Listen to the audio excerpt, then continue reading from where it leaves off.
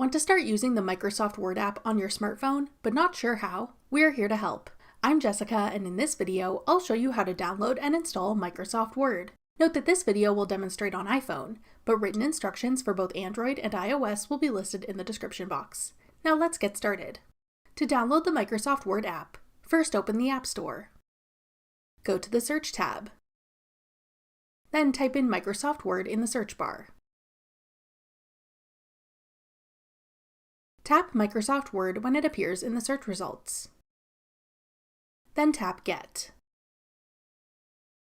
If prompted, use Face ID or enter your password to confirm that you want to download the app. Wait for the installation to complete. Then tap Open to start using the Microsoft Word app. That's all it takes to download Microsoft Word. Want to try out Microsoft's AI tool Copilot? Check out this tutorial next. Click the video on your screen now to watch. Thanks for watching. If you found this video helpful, we'd love it if you'd hit the like button below and subscribe to our channel. We put out great new tech tutorials like this one every day.